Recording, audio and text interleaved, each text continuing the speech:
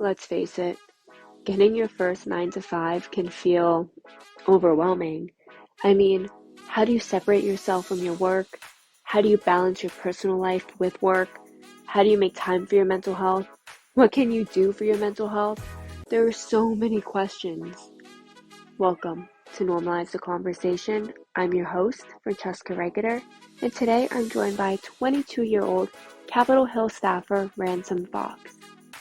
Join us as Ransom shares how he is maintaining his own mental health while working his first full-time job, and Ransom is here to offer advice for you. Ransom, thank you so much for joining me today. I am really excited to finally have you on the podcast. We've been planning this for a while, but before we jump into our conversation, I really just want to check in with you. How are you really? I'm doing pretty good right now. It's been a long road to get where I am, and it's taken a lot of blood, sweat, and tears, but I'm very honored and humbled to be where I am, and I enjoy what I'm doing, which I feel like is very important for my first full-time job and my mental health, because it is a lot of work. But if you don't enjoy what you're doing, it's definitely going to make it very hard to make sure your mental health is okay. So I'm doing pretty good. I'm excited to rest up this weekend and get ready for another week in action. How are you doing? First of all, thank you for being so honest. It's definitely not easy trying to manage your mental health and working, especially when it's something that you love so much, because it's so easy to get wrapped up in that passion. And I know we're going to talk about this in a minute, but that's something I really resonated with. And I'm doing okay. I've had kind of a bit of a hectic couple of weeks. I feel like so much is always going on, and I'm trying to do so many different things at once and not making time to rest. But I have this next week where there's no classes, and I'm looking forward to sleeping for a normal amount of time. There you go. And that's great that you're able to take that time and space to really get grounded.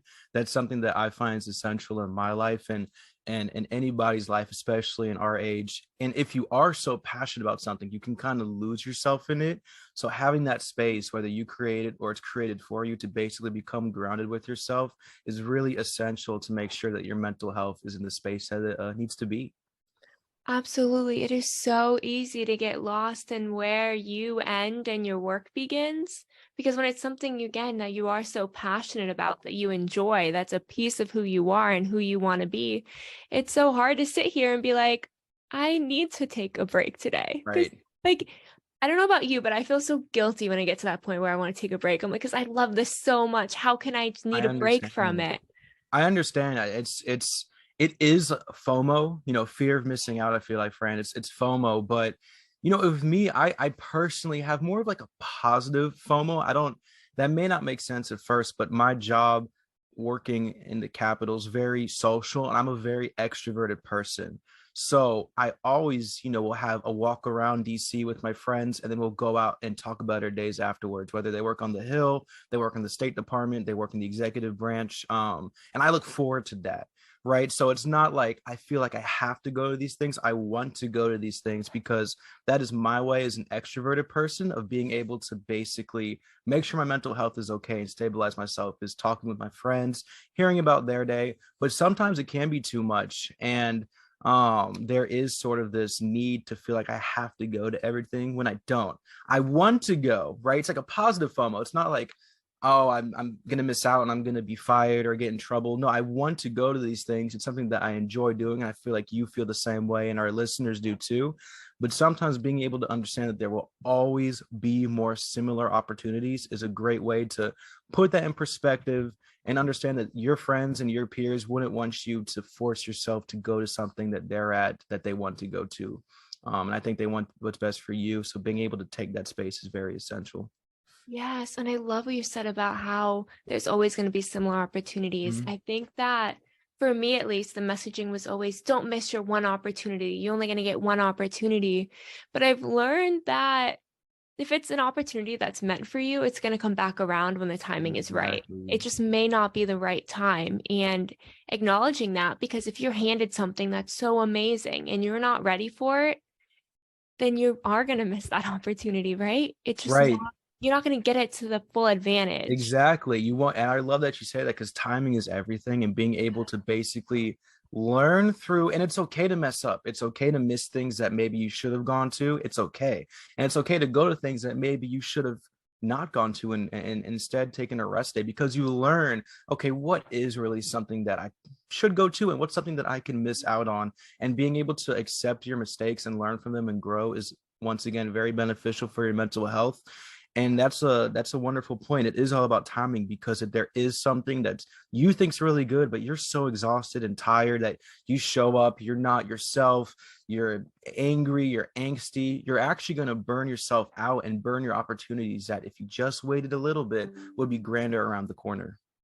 Yes, absolutely. And it's so important to make sure that you're okay first, because these opportunities, I mean, they may be amazing, and but if you're not okay, you are the most important person in your life. And if you're not okay, if you're not giving yourself time to rest, these opportunities may be amazing, but they're not going to be, you're not going to get all that you deserve out of it. Like, you genuinely, it's so hard to when there's no fuel left in your body to Mhm. take advantage of it. Yep, your body, your mind, and your soul. And I guarantee you, these events that say it's the most important thing ever, it'll never happen again, they're just saying that so you do feel FOMO, so that you feel like you have to go to these Marketing. events. It's all marketing. It triggers your anxiety because it does sound really cool or great. Maybe it's a really cool happy hour or a cool banquet, and you're like, oh man, oh, they got this. Oh, I gotta go. All my friends going. There's always going to be a time and place, and it's better to definitely, and I'm not, I'm still working on that. I do pretty much take, now I'm very lucky, my level for rest, I feel like, is a little lower, right? And everyone's got their own level, and that's very important, is finding out what your level of rest needed is, which can change over time and days. Like, some weeks I need more rest than other weeks. Some weeks I can just go all out. Other weeks I might need to take a more step back. It's never something stable. It always fluctuates with your environment and how you're feeling. But being able to just find your level and fit in your schedule to meet that level, to make your mental health as stable and as adequate as possible, is really important. And it takes time. It takes trial and error, and it takes repetition. And that's, if you really focus on that, and really, really cognitively focus on that, you'll be able to make your life better in so many regards. Absolutely. It does take time. It takes trying so many different things and figuring out what works for you. And I love what you said about rest, because I know for me, I get really frustrated if I'm like, oh, last week I slept 6 hours a night and I was so productive. And now this week I've been sleeping Mhm. 10 hours a night and I feel completely exhausted. I probably just didn't get enough rest the week before. And now my Right. body is trying to make up for it in some way. It's trying to compensate for all that missed sleep. And that's Exactly. okay. And realizing that you're not always going to be able to operate on a little bit of sleep. Sometimes you may be able to, you may feel like you need to, but it's really important to listen to your body, listen to your mind, check in and make sure that you are getting the rest that you need, because as people like to tell me, sleep is very important for your mental health. It's very important. Sleep and anything that you do for your mental health is important. And that looks different for everybody, right? What I do for my quality time with myself to be grounded is different than what you do. It's different than what your listeners do. And being able to find what is best for you to get your quality time to be grounded and make your mental health stable and strong is something that also takes time and takes trial and error. But once you find it, you find that, and then you basically every week, every day, every month, find your optimal time that is needed for said quality time. You link those together. You can think of this like an engineer. You link these two wires together, and then you are basically in your peak proficiency to do well in all aspects of your life and have fun. Not just be productive, but to have fun and be whole with yourself. That's very important. And not comparing yourself to others, and yourself is important too. As you said, you could have one week where you get like 3 hours of sleep and you're fine and you're going out all the time. Next week, you need 12 hours of sleep. You might look at yourself and feel, why am I not being able to get back at this level? Maybe this week you have a lot more stuff going on. Maybe you have a family issue happening. Maybe your friend is having an issue going on. Maybe you have more work. It makes sense. Maybe you are catching up for last week, going ham, right? And you're basically trying to catch up. Never comparing, and be staying present, and staying present and being aware is very key for your mental health, to get that space to be able to have these activities that you do to stay grounded. Yes, absolutely. And what does that look like for you? So it took a while to basically understand what I like to do. I do, as I alluded to a little earlier, I do like being with my friends and my girlfriend and just hanging out with people. That is something that, it may not seem, it is a lot of energy, but after work, just walking over to a bar, hanging out with my friends, it makes me feel really good, and talking to them, and we vent to each other, talk about our days, talk about our struggles, basically like a support group because we're all friends, right? But I do need some alone time, and that a big one for me is working out, right? I do work out for a practical reason because I love backpacking. I love being in the woods by myself with friends and just challenging my mind, my body, my soul. And to do that, I got to make sure I'm in shape, right? Because there's no cell service, right? I don't make sure I don't, have an accident and get injured or even worse. So I like to have a goal and train towards that. And that's something that's really mental health for me too, having a goal and focusing on it is really important to me. But it also helps my mental health as well because I feel like the way that I'm wired, I'm very high energy, right? I'm very like boom, boom, boom. And sometimes this energy can latch on to things that are inconsequential or unimportant. So if I take this energy and I basically funnel it towards something and feel like that's very productive, working out, that energy has been used towards something else, and it cannot be latched on to some random thoughts in the back of my head about something that's stupid and inconsequential. Like, basically, the best way to get through if you're having a very anxious episode, in my opinion, is to focus that energy onto something productive, which for me is working out, or it could be reading a book. It's taking this because the energy won't go away, right? So it's doing something with that for yourself that is productive. And for me, that is working out. I try to work out 4 times a week.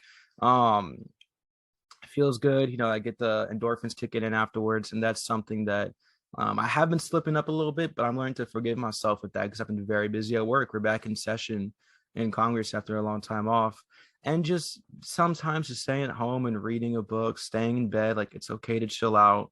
And that's what I like to do, and having a goal, whether it's professionally, whether it's going on a backpacking trip, whatever it is, working towards something makes me feel like I am having progress and rewards myself instead of just expending all this energy aimlessly. It's not aimlessly, but it feels like that. If I'm working all this hard at the gym, or I'm working in my career so hard and I don't know where I want to go, I feel like personally for me, that makes me kind of feel like, why am I doing this? Right. Like, but if there's a goal, if there's a light at the tunnel I'm pushing towards, then I'm like, okay, well, this makes sense. I'm focused on this. And this is why I'm setting these blocks and then putting this energy in to reach the end goal. And that might be different than you. That might be different than the listeners. You basically have to find what you like to do for your mental health and be able to make the space and time to do it. And maybe you are goal oriented, maybe you're not. There's no one right way. It's whatever works best for you. And that's very important to give yourself the space and time to find that.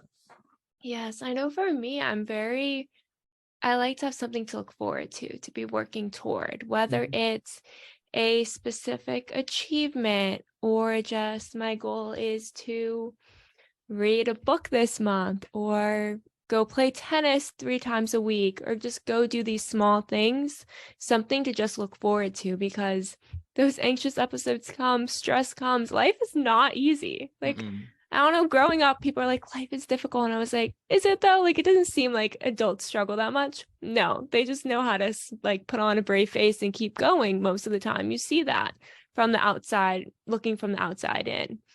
But it is difficult. It's so stressful and it's not easy to handle with grace. I rarely ever handle anything with grace. So finding small things that I can look forward to helps me want to keep going when those moments happen that feel all consuming.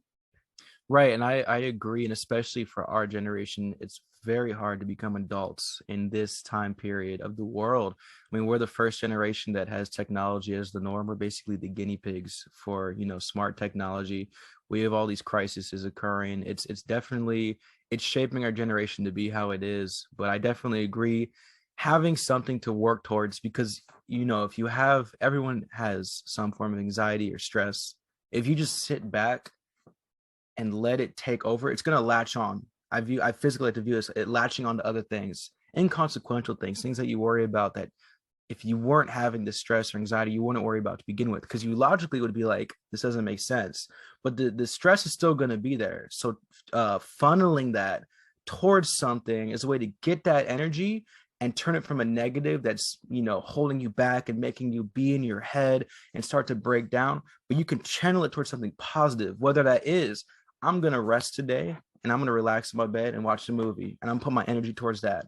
I'm going to read a book today. I'm going to go on a hike. I'm going to go to the gym.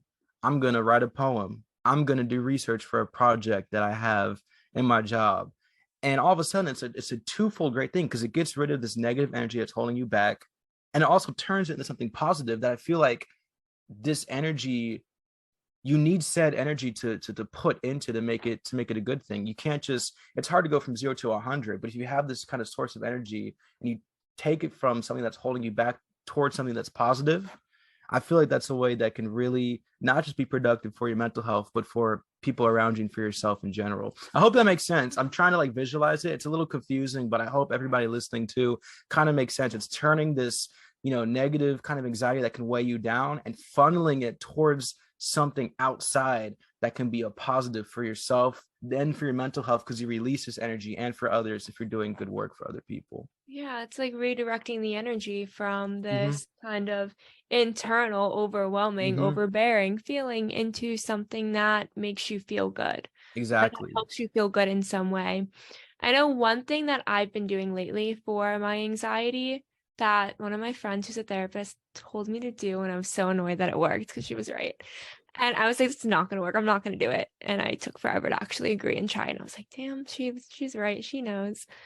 So when I take a shower for like the last 3 minutes of the shower, I make it freezing cold. Like I turn it so as cold as it can get and like sit in the freezing cold for 3 minutes. Like, I don't know why. It calms my heart rate a lot, helps me like recatch my breath because I'm one of those people who operates at very, very high stress at all times. I put way too many things on my plate, keep telling myself, oh, I shouldn't do that. I should make changes.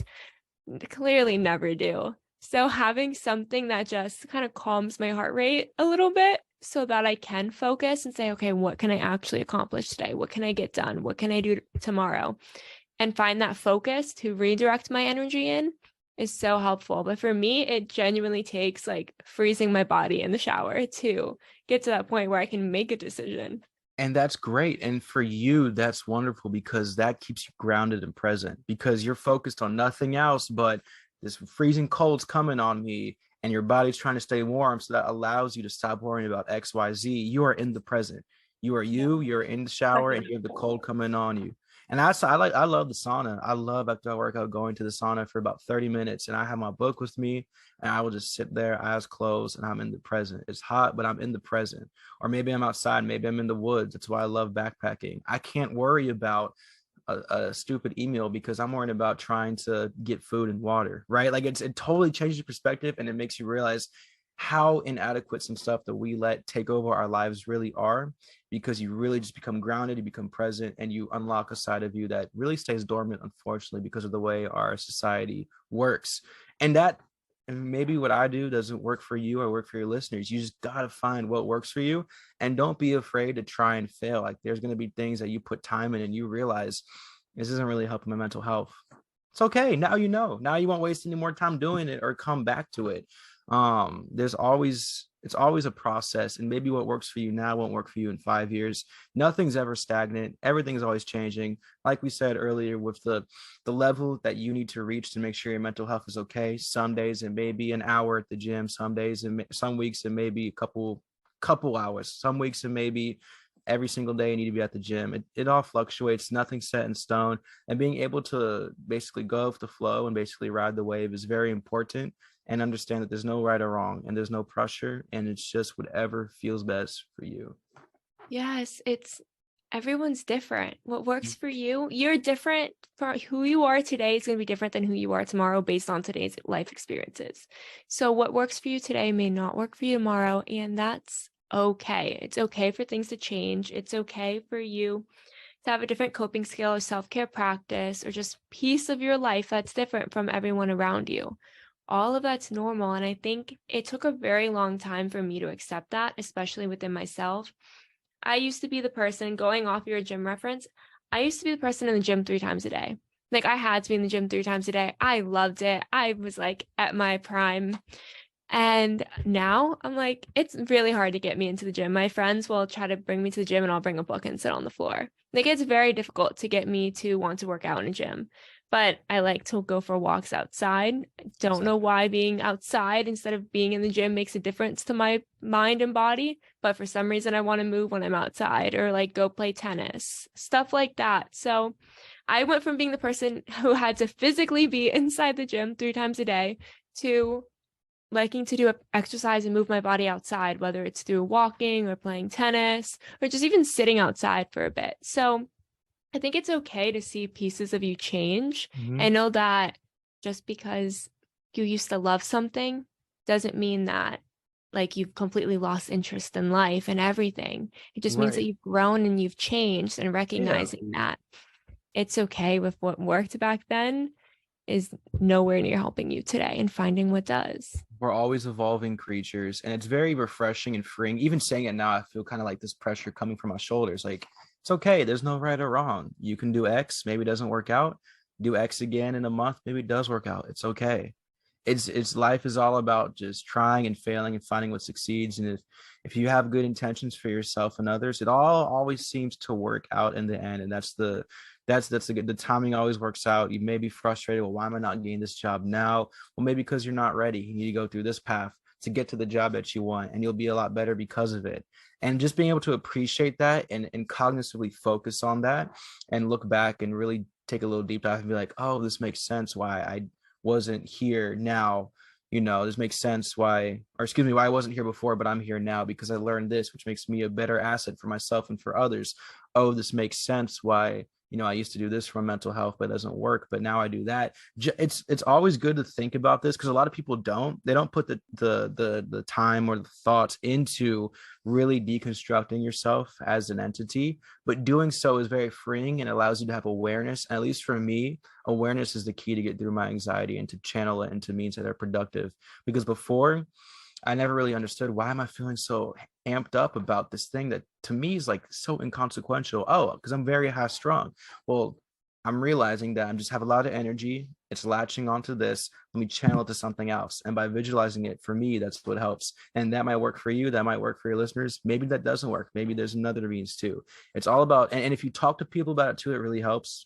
Talking to other people that have your best interests is like a good foil to basically, that like, hey man, like there's no reason to worry about that. Like, I think you're very stressed out because of work right now, and that you're kind of latching onto this when this is not a big issue. Because a lot of times what we worry about isn't really what we're concerned about. There's actually a deeper root that's basically blossoming into this thorn in our side. It's like, worried about this, but the real problem is this. And when you kind of work through it and you're like, oh, well, I'm actually just really stressed because I'm overwhelmed at work. That's why I'm worried about not making my gym quota. Makes sense. Let me get to the root of the problem, fix it, all goes away. And it's very relieving. It's like the pressure just come off your chest. And it looks different for everybody, but having the support group to talk to is very important for that. Whether it's your friends, family, just even if it's one person that knows. Like, I don't really talk to this about a lot of people. I have a very small circle I talk to this about, but it's very helpful for both of us, for all of us in this circle. And yeah. Yeah. Oh, I love what you said about support systems, because I know for me, it's been really important to cultivate a support system where I can have honest conversations and they can call me out. Mm-hmm. I'm one of those people who don't necessarily like to be called out all the time. However, it's so important because I will think that the world is completely ending and my life is over, and my friends will easily be able to look and be like, Francesca, take a deep breath. Nothing's wrong. Nothing genuinely happened. Mm-hmm. It's okay to make a mistake. It's okay if you have a typo. It's okay if you didn't book this speaking engagement. All of these things are okay. They're not the end of the world that you've built it up into your head. I'm very quick to react and think that the world is ending, and it's genuinely never ending for what I think it's ending for. Exactly. But like having that honest communication where they can completely call me out. Or I have this one friend who's a more newer friend, and I was like holding me accountable for not like talking to these people, because when I've had closer relationships with these people in the past, it's led me into a spiral. Like, it really has. And the other day I texted her, I was like, so I may have hung out with this person. And she was like, Francesca, like, that's not good for you. Like, it's not going to make you feel happy. yet you want to be friends with people who make you feel bad about yourself. Like, what are you doing? Like, take a moment and seriously ask yourself, what are you doing to yourself? And I don't think a lot of people could call me out on things like that. I might like take offense sometimes or be like irritated, like I have to defend myself. I don't know if you get that way, but like most people, I feel like I have to defend myself too. But having those few people that can be completely honest and Mm-hmm. call me out, and I'm not going to go on the defense, I'm going to genuinely listen, has changed everything for me. So that honest support from people you trust, because if you wouldn't want to switch lives with them, in my opinion, I wouldn't take advice from them.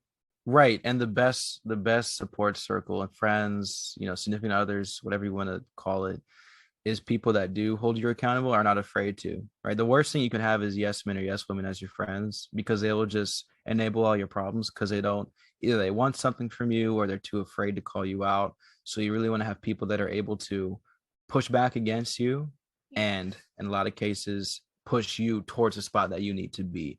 And that's very important to have.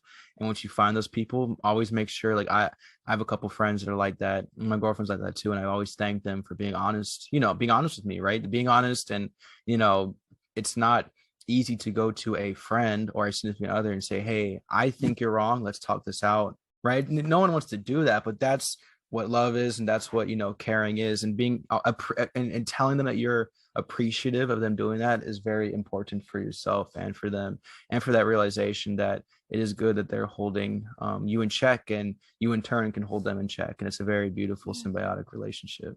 Yes, absolutely. Not having, I love how you said that, not having like the yes man or kind of friend, because for me, I know that if everyone's agreeing with me all the time, I'm totally going to think that I am doing every single thing right. And 90% of the time, I am making mistakes and just not realizing it. And then I'm not growing. Like, I'm so well aware that there's my friends and my community, there's specific people that are what genuinely keep me moving forward. I am so well aware that I would not be myself if they weren't there, at least through parts of my life.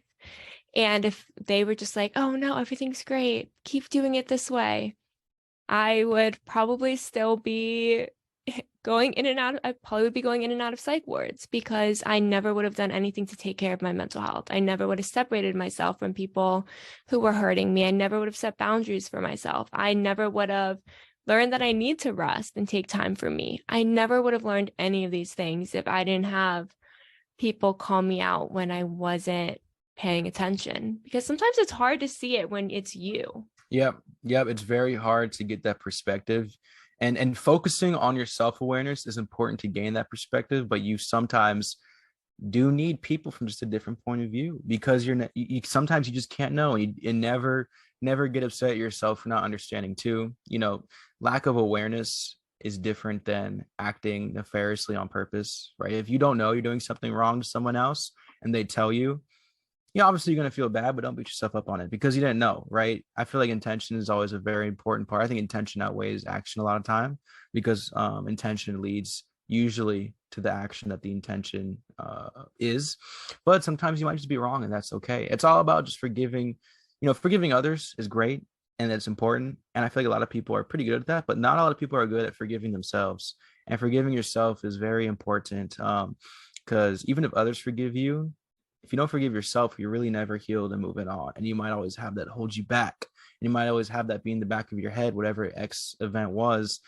And it will lead to negative outcomes for yourself and others that wouldn't happen if you just forgave yourself. And you'd be a lot happier and a lot more free. It's always okay to admit that you're never going to be perfect. No one is. No one's perfect, and that's fine. If everyone was perfect, life would have no meaning, right? Because it's the contrast between good and bad that makes good and bad, right? Like that's, sunny days wouldn't be special if there wasn't for rain, right? Like it's a quote from 50 Cent, by the way. I don't want to steal that, but that's a beautiful quote. I heard that in a song and I was like, that's a very good quote. And it's true. It's all about the ups and downs and the contrasts that make the ups and downs what they are. And it's a journey, and nothing, if it was a smooth straight line, it wouldn't be fun, in my opinion, right? It's fun to kind of have these rocky stuff and learn from it, and basically be able to share your experience with others and help them out.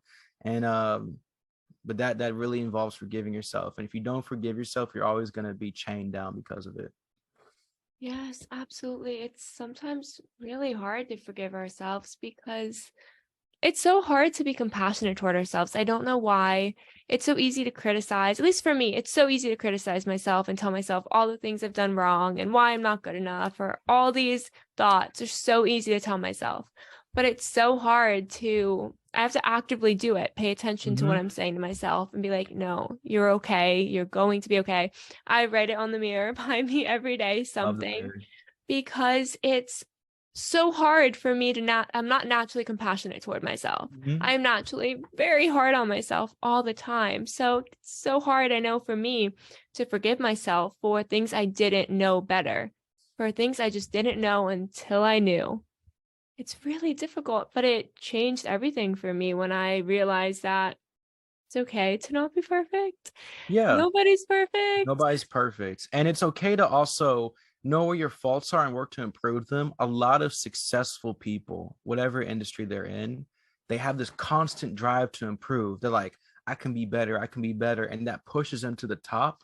But it can't be something that's all encompassing. It's got to be, hey, I got to improve my listening skills. I'm going to focus on that.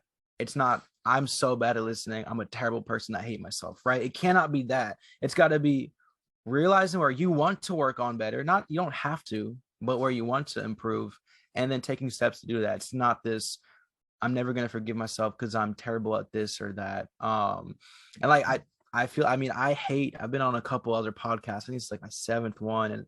And I hate listening to myself.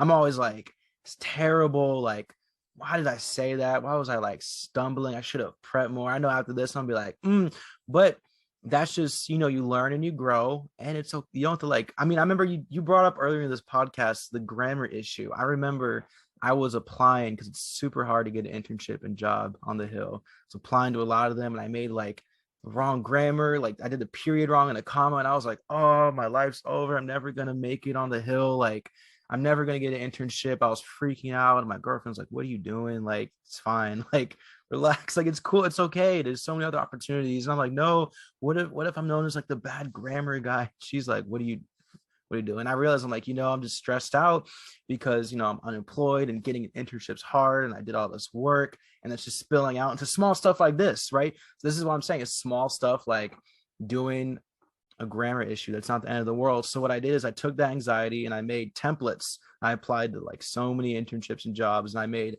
templates for different chambers, House, Senate, committee, non-committee. So my life was a lot easier. It was more efficient. And I took that energy that was like, this is so hard and stressful, and I put it to something that made my life a lot easier. I could just fill in the templates instead of going through every application one at a time for the emails and the cover letters.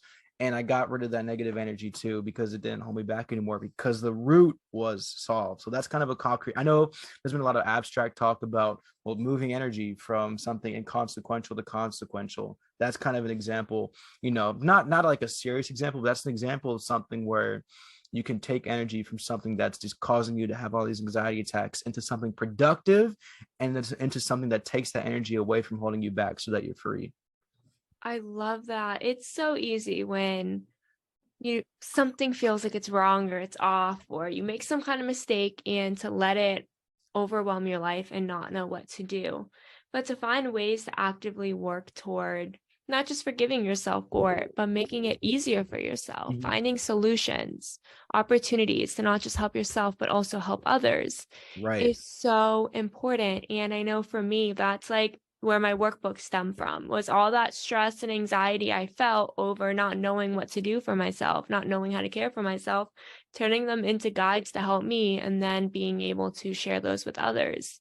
It's really, I know for me, and it sounds like for you, really helpful to redirect it into something that's a lot easier for yourself. Yeah, and for others too. Like I came up with a process for applications, and through hearing advice from staffers and just learning, and then I will like call people call me, or I'll call them that are trying to get a job or internship, and I'll tell them like how I did it. I'm happy to share like my advice.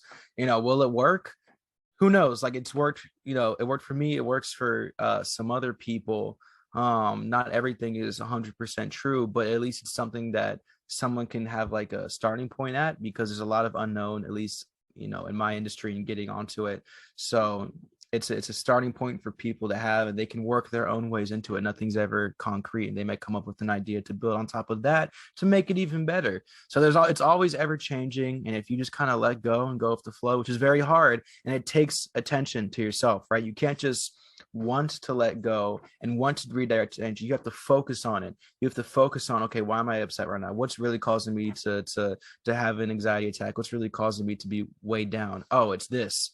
Well, what can I do? It takes energy, and that takes time and space, which kind of, full circle goes into what we said earlier. You gotta make sure you have the time and space, whatever that may be. Could be an hour, could be 3 hours, to do what you got to do.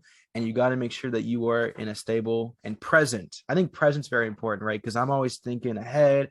Got this meeting, got this project, I got this idea, I got boom, boom. But sometimes to be able to be in the present and be with myself to make sure that I'm ready for those next challenges, that takes doing your self-care activities to be present. Being present is very important. I think it's a better way than staying stable. I think present is a very good term, better than stable, of what you have to be able to be your best self. Yeah, recognizing where you are now and understanding things that are holding you back, things that are hurting you.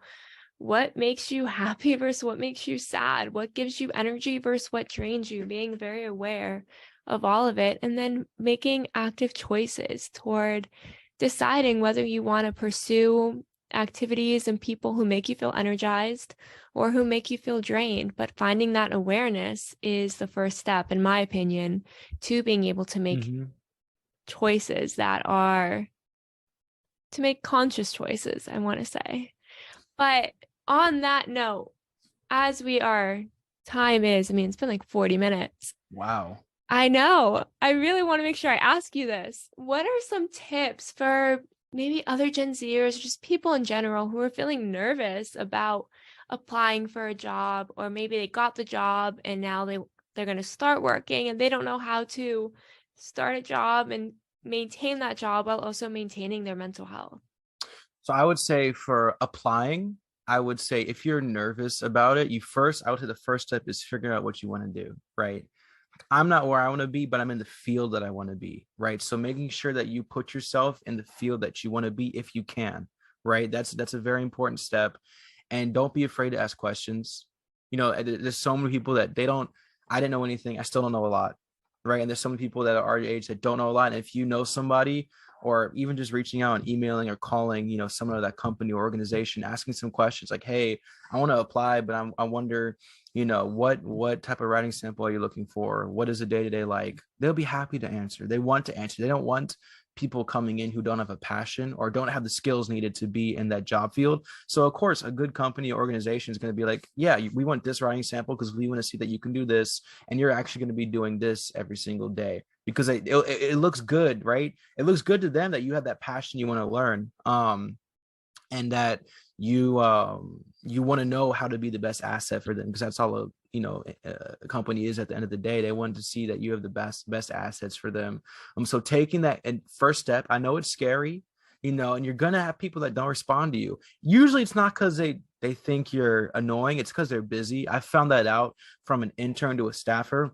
I have so many unread emails and texts from people, not because I'm like, oh, why did they reach out to me? It's just like, I'm very busy, right? I don't have time to get back to them. So if someone doesn't get back to you, that's okay. It wasn't meant to be, or maybe they're busy and they'll get back later. But taking that first step to really go after it and really start applying is really crucial. And treating applying for a job like a full-time job. That's what I did.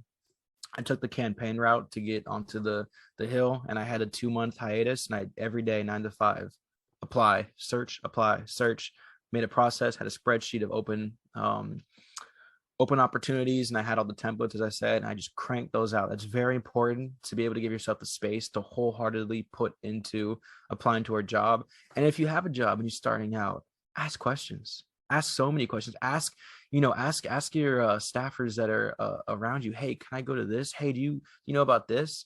If they're a good culture and good environment, then they'll be happy to help. I ask so many questions on my staff, and they are so great. They give me all of these studies, all of these reports to like, read this. Here's a book, read this, come to this meeting, come to this briefing. And I love it. I just soak it all up. But that's because And if I didn't ask, they wouldn't, they'd probably think, oh, this person doesn't care, right? He's just here to get a little thing in his resume.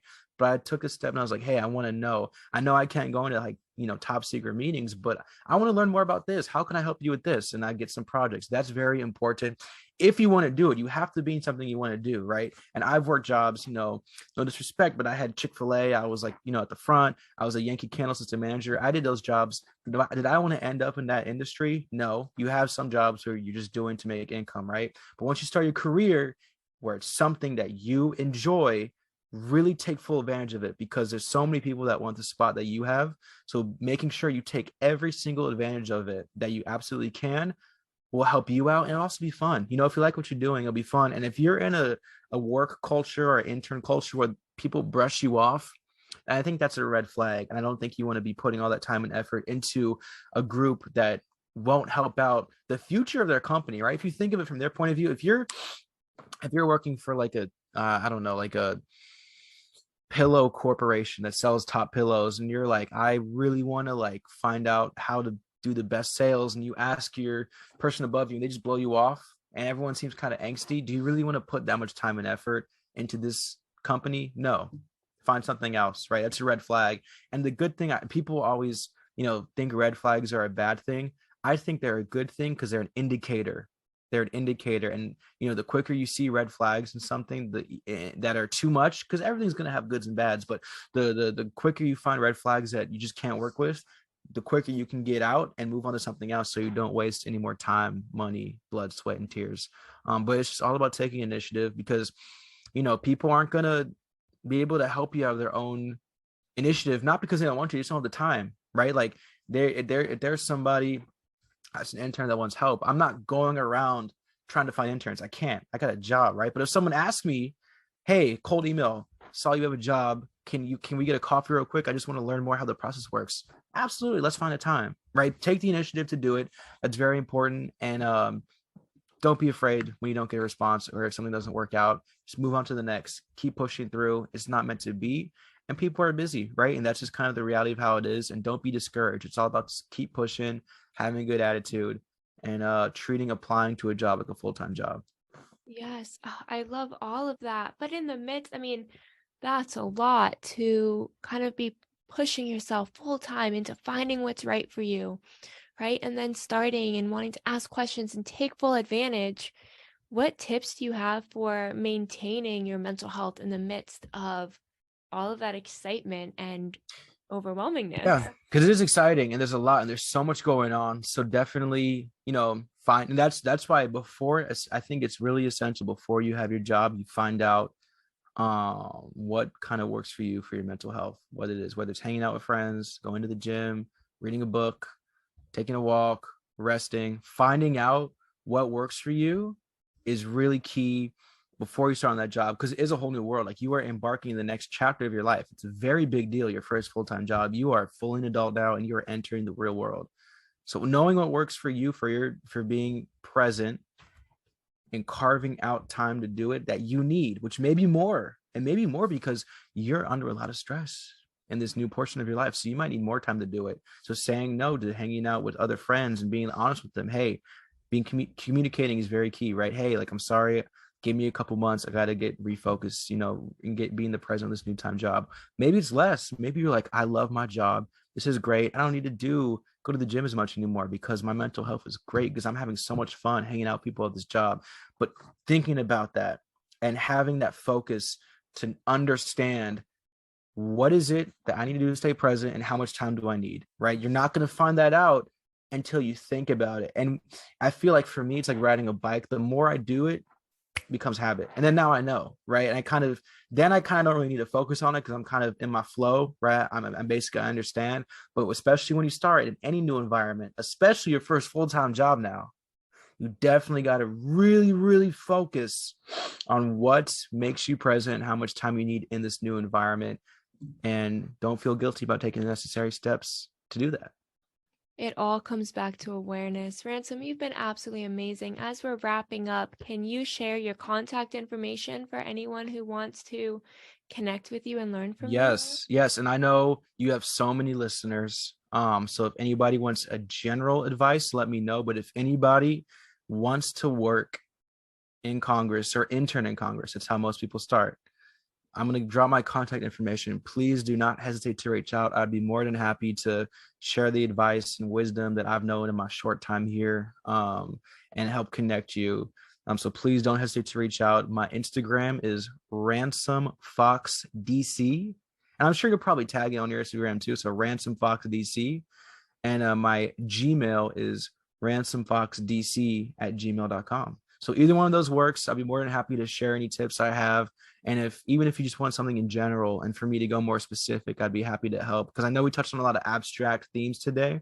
But any specifics, I'd be more than happy to have a coffee, have a call, and basically listen and talk it out. You are amazing. Thank you so much for joining me today. Well, thank you for all the great work you do. I love your mirror posts. They really get me through the day. Every single day, I genuinely look at them, and you've had wonderful guests in the past. So I really appreciate the work you are doing for our generation, other generations. And I'm honored to have been able to talk to you, and keep on doing what you're doing. Keep on shining. It's great to see. Thank you so much for listening to Normalize the Conversation. Don't forget to subscribe, rate, and review.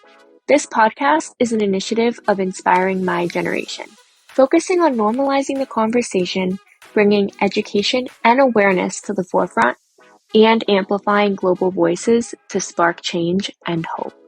Inspiring My Generation is a 501c3 nonprofit organization on a mission towards suicide prevention through awareness, conversation, education, and support. Connect with us on Instagram at Inspiring My Generation and visit our website inspiringmygeneration.org to learn more about our work and how you can make a difference.